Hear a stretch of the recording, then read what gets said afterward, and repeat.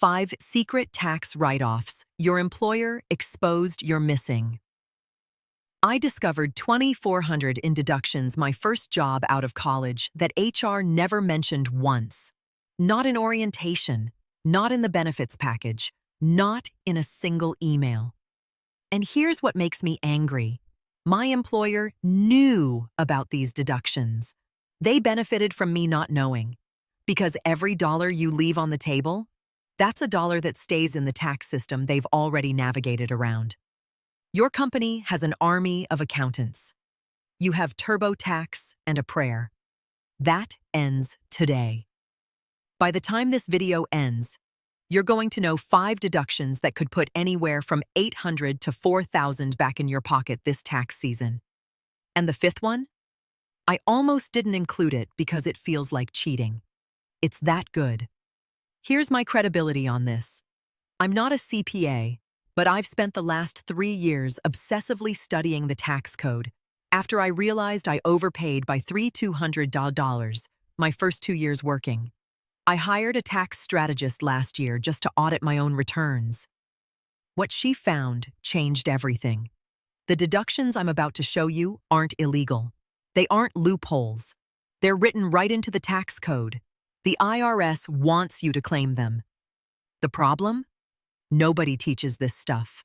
Not your parents, not your school, and definitely not your employer, who has zero incentive to help you keep more of your money.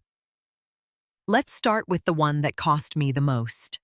Student loan interest. I know. You've probably heard of this one, but stick with me because I guarantee you're doing it wrong. The deduction allows you to write off up to $2,500 in student loan interest per year. That's not $2,500 off your taxes. Let me be clear. That's $2,500 off your taxable income. If you're in the 22% tax bracket, that translates to $550 real dollars back in your pocket. Here's where it gets interesting, and where I messed up for 2 years straight.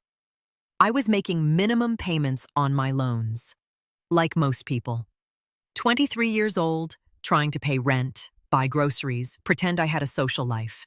My minimum payment was $287 a month. I figured that's all I could claim. Wrong. What nobody told me is that you can deduct interest on multiple student loans combined. I had 3 loans from different servicers: federal, private, and a small one from my state. Each one was generating interest separately.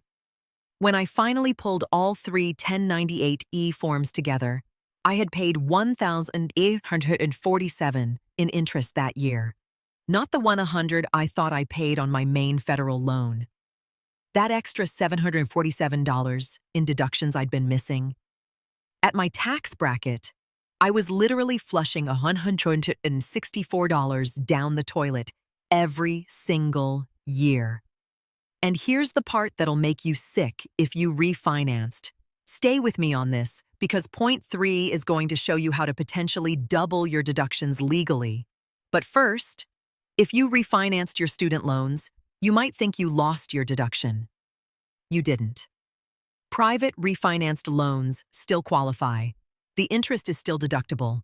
I've talked to so many people who refinanced and just stopped claiming it. That's thousands of dollars over the life of your repayment. The home office deduction isn't just for entrepreneurs anymore. And no, you don't need to own a home. This is the one that changed my refund from $340 to $1,180 last year. One deduction, $840 difference.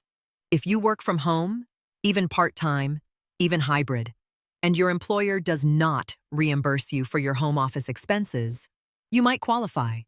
The key phrase there is, does not reimburse. That's critical. Now I need to be honest with you. As of 2018, W-2 employees technically can't claim the home office deduction on federal returns anymore. That change came from the Tax Cuts and Jobs Act. But here's what nobody mentions. 9 states still allow it on your state taxes. California, New York, Pennsylvania, Arkansas, Hawaii, Alabama, Minnesota, New Jersey, and Iowa. If you live in one of those states and you work from home even 2 days a week, you're leaving money on the table. My friend Sarah lives in California. She works hybrid, 3 days in office, 2 days home. Her apartment is 650 square feet. Her desk area takes up about 80 square feet. That's roughly 12% of her apartment.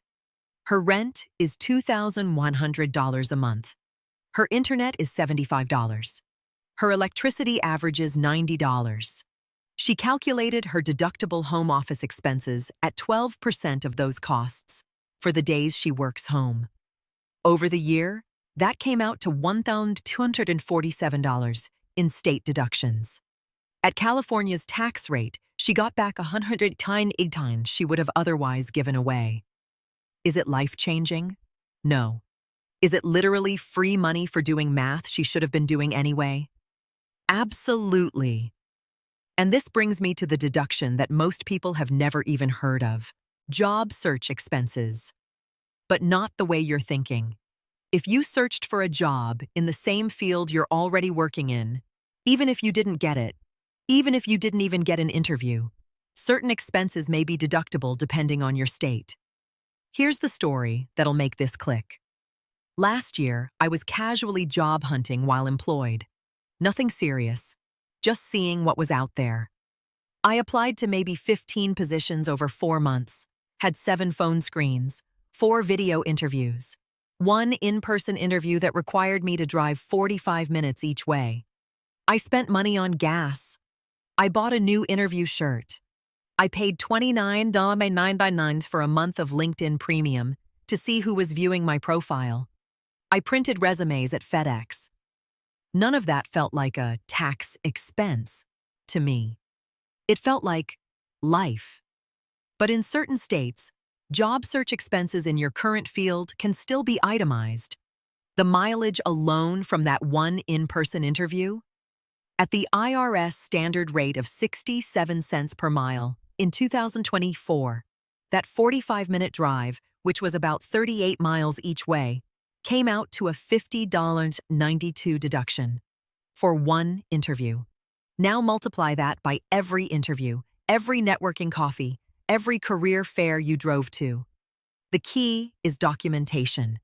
You need to track this stuff in real time. I use a simple note on my phone. Date, purpose, miles driven, money spent. Takes 15 seconds. Could save you hundreds. Speaking of documentation, if you're creating content around your job search or building any kind of personal brand, there's an incredible tool at 11 Labs that I've been using for voiceovers on my own projects. The quality is insane, and depending on how you use it, it might even be a deductible business expense if you're building something on the side. Worth checking out.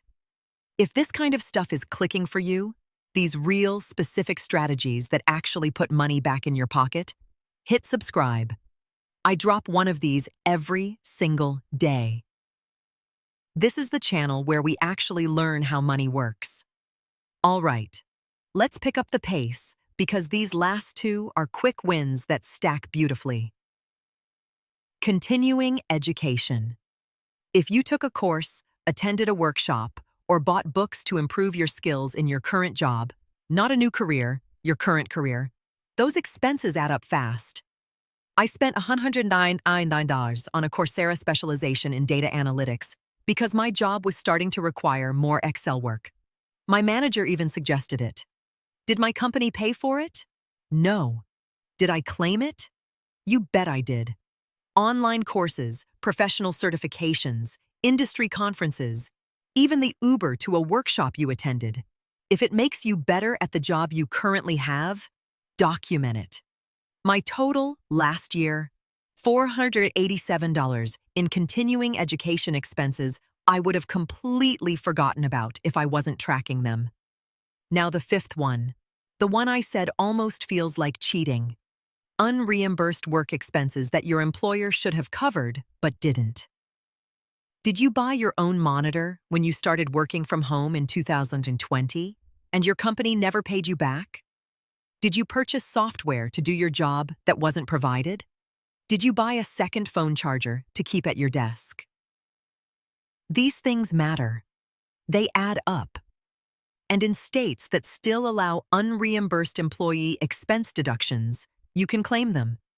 I had a friend who bought a $149 ergonomic keyboard because she was developing wrist pain.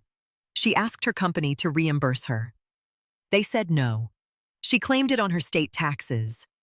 Small victory, but a victory. The theme across all 5 of these? Your employer is not your advocate.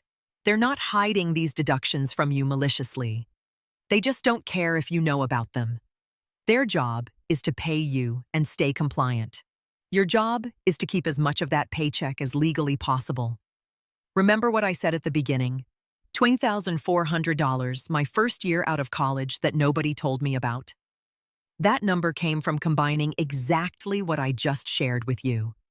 Student loan interest across multiple loans, state-level home office deductions, job search expenses from when I was interviewing before I even had that job, a certification course I paid for out of pocket, and a keyboard and monitor I bought that first month working remotely.